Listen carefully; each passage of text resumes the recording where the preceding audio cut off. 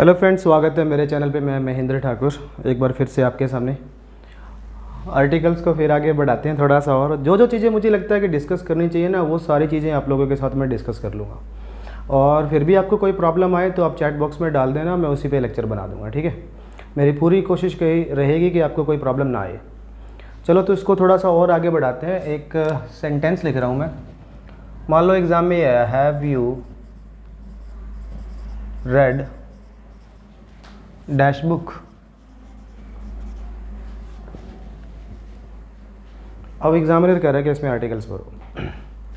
अब देखो, मैंने आपको एक चीज़ बताई है कि द आर्टिकल का इस्तेमाल हम तब करते हैं जब नाउन डेफिनेट हो।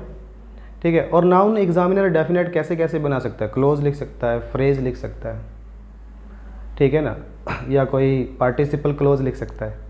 तो इस तरह की चीज़ें लिख के एग्जामिनर नाउन को डेफिनेट बना देता है, फिर वहाँ पे हमें दा लगाना पड़ता है। ठीक है।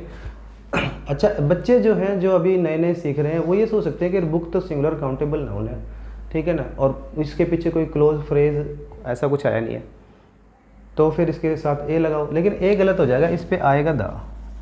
अब आपको ये सीखना है आज छोटा सा कि ऐसा क्या हुआ कि ये तो सिंगुलर काउंटेबल नाउन है, इसके पीछे ना फ्रेज है ना कोई क्लोज है, और कौन सी बुक की बात है? अब ऐसे समझो, ये है क्वेश्चन, ये है इंटरोगेटिव सेंटेंस, और इसमें स्पीकर जो है वो लिसनर से पूछ रहा है कि भाई बुक पढ़ ली।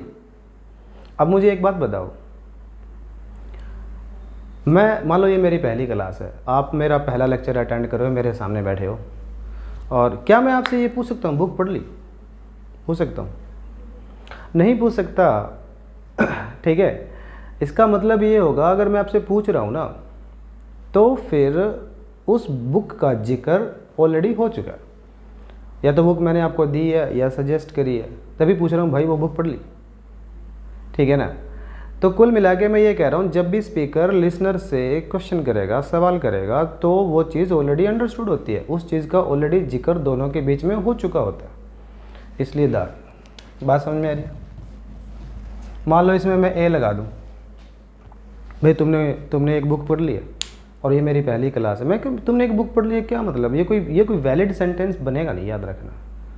ठीक है, आपको ये भी देखना है कि जो एग्जामिनर ने सेंटेंस लिखा है, स्पीकर बोल रहा है कुछ भी, वो वैलिड भी है कि नहीं, क्या वो बोल पाएगा कि नहीं बोल पाएगा। अगर मैं लिख दूँ कि have you read a book, तुमने क्या एक बुक पढ़ ली है, तो ये कोई बात थोड़ी है यार, ये सेंटेंस वैलिड ही नहीं है एक्चुअली। ठीक है, ये सेंटेंस पता कब वैलिड हो सकता है? ये सेंटेंस तब वैलिड हो सकता है, ए आर्टिकल तब वैलिड हो सकता है कि मान लो आपके पास ये एग्ज़ामिनर ने काफ़ी सारी बुक्स दे दी आपको, ठीक है, उनमें से कहा कि भाई एक बुक पढ़ लेना, कोई भी पढ़ लेना, पढ़नी ज़रूर है आज। लेकिन ये सिचुएशन होगी, अगर ये सिचुएशन है तो फिर तो ये आ जाएगा। फिर तो देखो, एग्जामिनर ने पूछ लिया, भी पढ़ ली क्या? अब तो जो पूछ रहा है उसको भी नहीं पता कौन सी बुक। मान लो आपने ये वाली बुक पढ़ ली, मान लो आपने पढ़ ली, मुझे तो नहीं पता ना, और मैं पूछ रहा हूँ भाई बुक पढ़ ली, और आपने पढ़ ली, तो इनमें से कोई एक बुक पढ़ ली, तो ये बात आ जाएगी। लेकिन ये सिचुएशन नहीं है यहाँ पे, ये सिचुएशन दी नहीं है। आपको सब्जेक्टिव नहीं होना, आपको रहना ऑब्जेक्टिव। ये सिचुएशन है ही नहीं,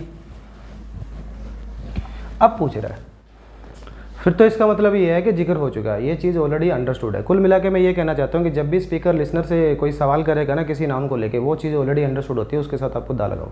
ठीक है, और ऐसी और कौन सी नाउन है जो अंडरस्टूड होती है? जैसे अगर मैं आपसे ये कहूँ कि I am going to dash bus stand, railway station,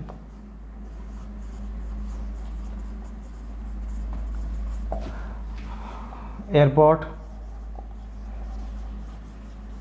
garden,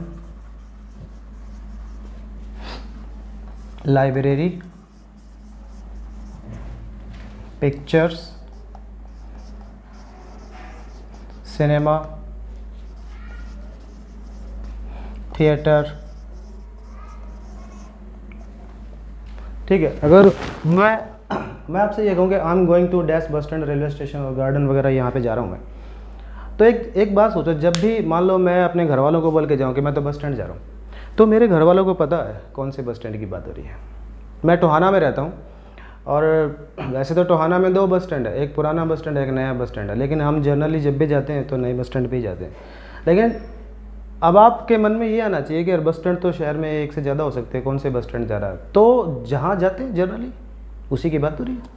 अगर मान लो हम जाते हैं नए बस स्टैंड पे, जनरली नए बस स्टैंड पे जाते हैं, ठीक है, और अगर मैं पुराने पे जाऊंगा ना, तो वो भी मैं फिर क्लियर करके जाऊंगा घर वालों को, मैं इस वाले पे नहीं जहाँ पे हम जाते हैं, मैं जा रहा हूँ इस बार पुराने वाले पे, ठीक है। और अगर मैंने बोला बस स्टैंड जा रहा हूँ, तो फिर हम वहीं जा रहे हैं जहाँ पे हम जनरली जाते हैं, ठीक है।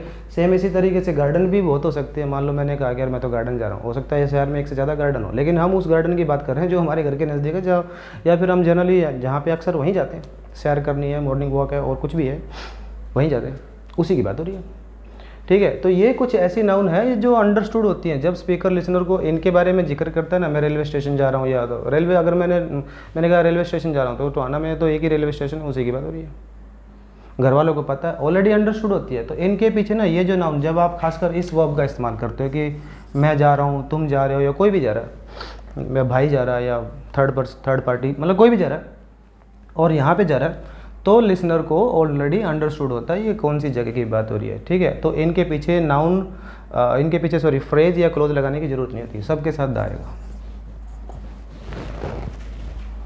क्लियर है? तो ये आज छोटा सा लेक्चर था, लेकिन इंटरेस्टिंग था, एग्ज़ाम में आ जाता है। तो ये चीज़ें इस तरह की डिस्कस करते रहेंगे, जुड़े रहो मेरे साथ, देखते रहो, मिलते रहेंगे, जल्दी मिलेंगे एक और छोटे से लेक्चर के साथ। चैनल को लाइक करो, सब्सक्राइब करो और शेयर करो दोस्तों के साथ, ठीक है। बहुत बहुत धन्यवाद।